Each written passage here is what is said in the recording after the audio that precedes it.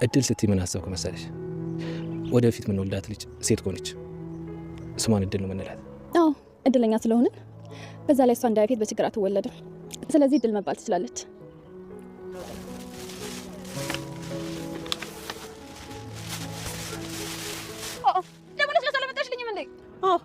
ስቻኩል ረሳሁት። አርፈሽ በውሃ ቢ ክፉ ነሽ። እሺ አይ እንግዲህ አትጨማለቂ እንዳልወስደው።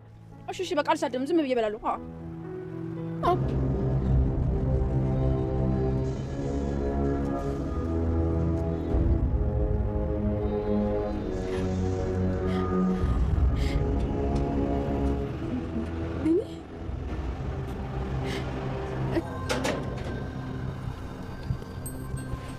የኔ ናታን ያልሽኝ እኔ ጨርቃ።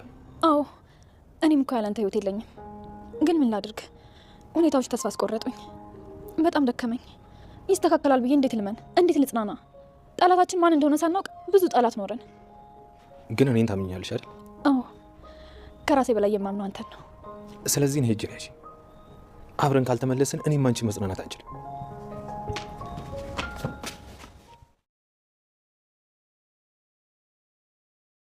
ከዚህ በፊት እንደተመለከትነው ሐረግ ተከታታይ ድራማ ናታን በቅርብ ጓደኛው በሚወደውና በሚያምነው በቢኒ ነበር የተወጋው። ያፌትም በሰዓቱ ፖሊሶች ደርሰው ስለነበረ ሞቶ ስለነበር ናታንም ወዲያው የሕክምና እርዳታ አግኝቶ ህይወቱ ስለተረፈ ከዛም እንግዲህ ኤፉን በሰላም ተገላግላ ስለነበር ልጁም ወንድ ልጅ ስለሆነ በወንድሙ ማንነቱን ሳያውቀው ሲፋለሙ ጦርነት ሲማዘዙ በነበረው ወንድሙ በመሞቱ ምክንያት እንግዲህ በወንድሙ ስም ያፌት ብሎት ነበር እና ልጃቸውም እንግዲህ በጠላቶቻቸው ልጃቸውንም አጥተዋል ማለት ነው። ወይዘሮ ሉሊትም እንዲያበደች ሸራቤቷን ቀልሳ መኖር ጀምራለች። ጺም ጎዳና ላይ ከነበረችው እብዴቱ ቢሻላትም ነገር ግን አሁንም ራሷን በመጠጥ መደበቅ ጀምራለች ማለት ነው። ኤፉ ደግሞ ልጇን በማጣቷ እጅግ በጣም አዝና በተደጋጋሚ መቃብር ቦታው ላይ እየሄደች ማልቀስ ከጀመረች አዘውትራለች። ሁልጊዜ ዲያጊ እየተከታተለ ራሷ አልቅሳ ሲበቃት እንጂ ሰውም ተነሽ ብሎ መቀስቀስ አይችልም። እናም ራሷ በቃኝ ብላ ስትነሳ ዲያጊ ተከታትሎ ወደ ቤት ይወስዳት ነበር። ሰላም ሰላም፣ ውድና የተወደዳችሁ ውድ ቤተሰቦች እንደምን አላችሁ? በያላችሁበት የዓለም ዳርቻ ሰላማችሁ በዘት ተተረፍ ይበል እያልን ዛሬም በአዲስ መተናል። በቅንነት ላይክ፣ ሼር፣ ሰብስክራይብ ማድረጋችሁን አትርሱ። ኤፉ በተደጋጋሚ ምን ጊዜም እንደምታደርገው የልጇ መቃብር ቦታ ላይ ሄዳ ማልቀስ ጀምራለች። እዛ ቦታ ላይ ማንነቱ የማይታወቅ ሰው ይከታተላታል። ናታንም ደውሎ ዲያጊን እንዲሄድላት አዞታል። ዲያጊም ተቻክሎ ከቤት ሲወጣ ገኒ ወዴት ልትሄድ ነው ብትለውም ያው የተለመደ ቦታ ነው እያወቅሽው ብሎ ሄዶ እህቱን መጠበቅ ጀምሯል። ዲያጊ ስልክ ተደውሎለት ናታን ደውሎ ወደ ቤት ይዟት እንዲመጣ ቢነግረውም በራሷ በቃኝ ብላ ስትነሳ ካልሆነ በስተቀር እሱ ተነሽ ብሎ ማንሳት እንደማይችል እየነገረው ነበር። ናታንም ካጠገቧ እንዳይርቅና በቅርበት እንዲጠብቃት እየነገረው ነበር። ሌላም ሰው እዛው እየተከታተላት አልቅሳ እስከምትጨርስ ድረስ እየጠበቃት ነበር። እናም ከዛ ተነስታ ወደ ቤት ለመምጣት መንገድ ስትጀምር በተደጋጋሚ እያዞራ ስትወድቅ እየደገፋት ነበር። ዲያጊም ሮጦ ሲደርስ አብረሃት ነህ እንዴ ቢለውም ወንድሟ እንደሆነ ነግሮት ነበር። እናም እሺ ብቻ የሚሄድ ይችላለሁ ብላ ቢለቋትም በተደጋጋሚ እያዞራት ስትወድቅ ደጋግፈው ወደ ቤት አምጥተዋታል። ከምኝታዋ ተነስታ ስራ እንዳለበት ተቋቁላት ለባብሳ ወደ መጠጥ ቤት መሄዷን ተይዘዋለች። እናም ቢኒም እንግዲህ ከስር ከስሯ አቤልም መጠባበቅ ጀምሯል ማለት ነው። አቤል ስለሚወዳት አንድ ቀን ከቀልቧ ሆና ትመለሳለች እያለ መከታተሉን አላቆመም።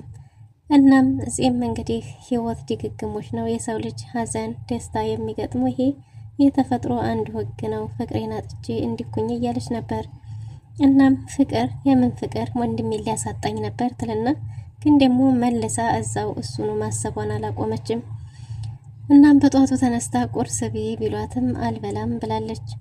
እና ልጄ እባክሽ ቤት እኮ ስትቀመጪ ቤቱ ድምቅ ይላል ብትላትም ገነት ይህን የቀዘቀዘ ቤት ይዘሽ ምን ቤት ታያለሽ? ያትል ከፉኝ እያለች ሁሉንም እያመነጫጨቀች ነው።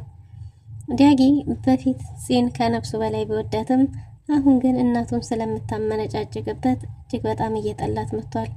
ቢንም ደግሞ አቤልም ከራሷ ስላልሆነች እኮ ነው አንድ ቀን ትስተካከላለች እያለ ነበር። እናም ገንዘብ ጠይቀዋለች። ገንዘብም የፈለገችውን ያህል ሰጥቷት እሺ ልከተልሽ ምግብ ቢላትም እንዳይከተላትም ምግብም እንደማትፈልግ ተናግራ ከቤት ጥላ ወጥታለች። ማንም ሰው እንዲከተላት እንደማትፈልግም ተናግራለች።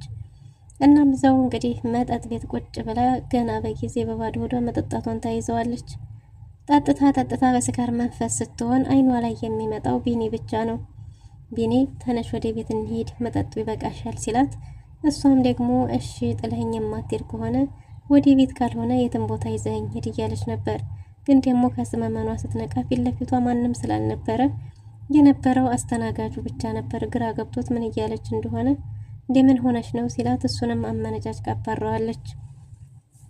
አቤልም ስትቀርበት ያለችበት ቦታ ድረስ ተከታትሎ ሲሄድ መጠጡ እንዲበቃትና ወደ ቤት እንዲመጡ ቢጠይቃትም በጭራሽ አልፈልግም ካጠገቤ ሂድ፣ ካልሆነ ግን በዚህ ጠርሙስ አናትህን እፈልጥሃለሁ ብላ አስፈራርታ ሸኝተዋለች። እሱም እሺ ብሎ ተመልሶ መጥቷል። ወይዘሮ ሊሊት በራሷ ዓለም መኖር ጀምራለች። ማዳበሪያዋን ወጥራ እንግዲህ እዛው መኖር ቀጥላለች። ግን ደግሞ ምሳ የሚያመጣላትን ሰው መጠባበቋንም ይዛለች። ወይዘሮ ገነት ምሳ ይዛ ስትሄድላት ከእጇ ላይ ቀምታ ስትሮጥ እጅግ በጣም ተደናግጣ ምን ሆነሽ ነው እያለቻት ነበር። እንደ ራባት እየነገረቻትና ግን ደግሞ ለስላሳ እንደጎደለው ብትነግራትም ስትጣደፍ እንደረሳችውና ነገ እንደምታመጣላት ብትነግራትም ግን ደግሞ ለምን ቀረብኝ ብላ ያዙኝ ልቀቁኝ እያለች ነው። ወይዘሮ ገነት ባለው ነገርም ገርሟት አይ ዱንያ ብላለች። እንግዲህ ይቻለም እንዲህ ናት። አይ ጊዜ አንቺም እንደዚህ አንቺ ከኔ እጅ ትጠብቂ ከኔ እጅ ትከጂ እያለች እጅግ በጣም እየተገረመች ነው። እናም እሷም እንግዲህ ወይዘሮ ገነትም ለምንድነው ማነው ወይዘሮ ሌሊት ለምንድነው ሌላ ሰው የማያመጣልኝ ሁሌ አንቺ ብቻ የምታመጭልኝ እያለቻት ነበር። ገኒም ስራ እንዳለባት ነግራት ወደ ቤቷ ተመልሳለች። ኤፍ ወደ ቤት ደጋግፈው ካመጧት በኋላ እቤት ስትመጣ እባክሽ ልጄ ተጽናኚ፣ መጽናናት አለብሽ፣ እንግዲህ ይበቃሻል፣ ጥቁር ልብስሽንም አውልቂና ወደ ራስሽ ተመለሺ፣ እባክሽ በርቺ ብትላትም በጭራሽ ከዚህ በኋላ ምንም የሚያጓጓን ነገር እንደሌለ ደግሞ ልብሱን እድሜ ልኳንም እንደማታወልቀው እየተናገረች ነበር። እሷና ናታን አንድ መሆናቸው እንግዲህ መጥፎ እድል እንደሆነም ጭምር እየተናገረች ልጃቸውን የሞተባቸው ሁለታቸው አብሮ በመሆናቸውም እንደሆነ እየተሰማት ነበር። ገኒም እንደዛ እንዳልሆነና ተጽናንታ በርትታ ከባሏ ጎን መቆም እንዳለባት ብትጠይቃትም በጭራሽ እንደዛ መሆን የለበትም እያለች ነው። በጭራሽ እንደዛ አይሆንም ብላለች። ገኒም ልጄ እንዲኩነሽማ አይሆንም ህይወት ይቀጥላል ብትላትም በጭራሽ እኔ እዛ ቤት መሄድ ሆነ እሱንም ማየት አልፈልግም፣ እሱንም ሳየው ልጄን ነው የሚያስታውሰኝ፣ ቤቱም ልጄን ነው የሚያስታውሰኝ እያለች ነው።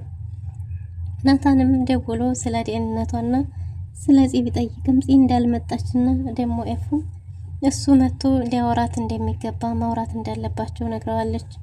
የምሰማው አንተን ስለሆነ አንተ ጋር መተህ ማውራት አለባችሁ፣ ወደ ራሷ መመለስ አለባት። እኛ እኮ ይህን ጥቁር ልብስ አውልቂን ብንላት እምቢ ያለችን እያለችው ነበር። ናታንም እኔንም ስታይ እኮ ይብስባታል፣ ስለዚህ እኔን ስታይ ደግሞ ያፌት ነው የምታስታውሰውና ለዛ ብዬ ነው እያለ ነበር።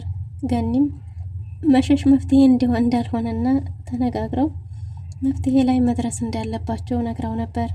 እናሱም ወደ ቤት ተመልሶ ሊያዝ ሲመጣ ዝም ብሎ ቆሞ እየተመለከታት ነበር። እሷም ተኝታ ነበር።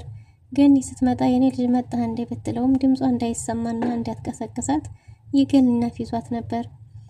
ገኒም ምን እንደሆነ ግራ ገብቷት ተደናግጣ አይ እንዳትነሳ ትተኛ፣ ድምጻችንን ከሰማች ትነሳለች እያላት ነበር። ኤፍም እንደገና ብዙም ሳትቆይ ወዲያው ተነስታ መተኛቱ እንደበቃት መነሳት እንደፈለገች ተናግራ ስትነሳ ናታን ፊት ለፊቷ ቆሞ ስለነበር መጣህል እንዴ ለምን መጣህ እያለችው ነበር። እነሱም ማውራት አለብን ቢላትም ምንም ማውራት እንደማትፈልግና ማረፍ እንደምትፈልግ ተናግራ ስትነሳ መልሳ አዙሯት ልትወድቅ ብላለች። ናማም አብረው መጽናናት እንዳለባቸውና አብረው ከሆኑ ሁሉንም ነገር ማለፍ እንደሚችሉ እየነገራት እሱ ብቻውን ከሆነ ግን ምንም ነገር ማድረግ እንደማይችል ያለሷ መኖር እንደማይችል ቢነግራትም እሷ ግን እኔ እናንተ አንድ ላይ መሆናችን ጥሩ አይደለም፣ እኔ እናንተ አንድ ላይ መሆናችን ነው ልጃችንን ያሳጣን፣ እኔ እናንተ መጥፎ እድሎች ነን ብላለች። በጭራሽ እንደዛ አይደለም፣ ወደ ራሳችን ተመልሰን እኛ ደህና ከሆን ፍቅራችን ከታደሰ ልጃችንን መተካት እንችላለን ቢላትም በጭራሽ እንደዛ የሚባል ወሬ የለም፣ እኔ እናንተ አብረን መሆን የለብንም ብለው ነበር። እና ናታንም በቃ እሺ ብሎ ወደ ቤቱ ሊሄድ ሲል ከኋላ ተከትለው ነበር። የኔ ናታን እኔም እኮ ያላንተ መኖር አልችልም እያለችው ነበር። እሱም ግራ ገብቶት እኔም እኮ ያላንቺ አልኖርም ቢላትም አንድ ነገር እንዲታረግልኝ ይፈልጋለሁ፣ የልጅን ገዳይ እንዲታመጣልኝ ይፈልጋለሁ ብለው ነበር።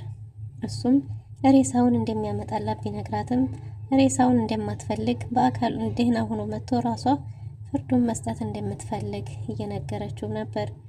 እሱም በሀሳቧ ተስማምቶ እሺ ብሏት እንግዲህ እርቅ ወርዶ ማለት ነው። ወደ ቤት ግን መሄድ አልፈልግም፣ እዛ ቤት አንተም አትሄድ፣ እኔም ከሄድኩኝ ደግሞ ልጃችንን ያስታውሰኛል እያለች ነበር። እና እሱም እንደ ቤታችንማ መሄድ ይኖርብናል፣ መልካም ትውስታም እኮ አለን ቢላትም በጭራሽ እዛ ከሆነች የምታስታውሰው ልጇን እንደሆነ ተናግራ እሱም ቢሆን ወደዛ እንዳይሄድ እየነገረችው ነበር። ዳጊና አቤል መጥተው ፂ አልመጣችም ወይ ብለው የጠየቁት ገኒም ፂ እንዳልመጣች ነግራቸው ነበር። እናም ስጠጣ የነበረበት ቦታ ላይ ሄደው አተዋት እንደመጡ ተናግረዋል። ናታንም እሺ በቃ እኔ ሄጄ አመጣታለሁኝ እናንተ ግቡ ብሎ ሲሄድ የኔ ናታን ትመጣለህ ይዛት ትመጣለህ እያለችው ነበር። እሱም እንደሚመጣ ነግሯት እነሱን ግቡ ብሏቸው አቤልን ማናገር እፈልጋለሁ ብሎ ነበር። አቤልን እንዴት ዛሬ እዛ ቦታ እንዳልሄድ ለምን አልሄድክም? እኔ እኮ ታውቃለህ አንተን ነው የማምነው ለምን አልሄድክም እያለው ነበር። እሱም እናቱን አሟት ስለነበረ ለዛ እንደሆነ ያልሄደው ሲነግረው እና ግን አንተን ነው የማምነው የሚሆነውን ነገር በትክክል ማድረግ አለብህ ብሎት ነበር። መድኃኒቱም እንዳላለቀና ሁሉም ነገር ሰላም እንዳልሆነ ነግሮት ነበር። እና ናታንም እንዲሁ በቁሙ እንዲሰቃይ እንደሚፈልግ ነግሮት ነበር። እናም ናታን እሺ በቃ እኔ ልሄድ ብሎ ብቻውን እየሄደ ነበር። እሺ ብቻህን አትሄድ አብረን እንሄድ ቢለውም ከሰው ጋር መሄድ እንዳቆመና ብቻውን መሄድ እንደሚፈልግ ነግሮት ፂም ፍለጋ እየሄደ ሳለ አቤል ደውሎ ስለታገተው ሰው እየጠየቀ ነበር። መድኃኒቱን ሰጣችሁት ወይ ሲባል አምልጦ እንደሄደ እየተነገራቸው ነበር። ፂም ጠጥታ እዛው በተኛችበት ጠረጴዛ ላይ ፊቱ የተሸፋፈነ ሰው ነበር እንግዲህ ተሸክሟት የሄደው። ውድና የተወደዳችሁ ለዛሬ የነበረን ቆይታ ይህን ይመስል ነበር። በቀጣይ እስከምንገናኝ መልካም ጊዜ። ላይክ፣ ሼር፣ ሰብስክራይብ ማድረጋችሁን አትርሱ።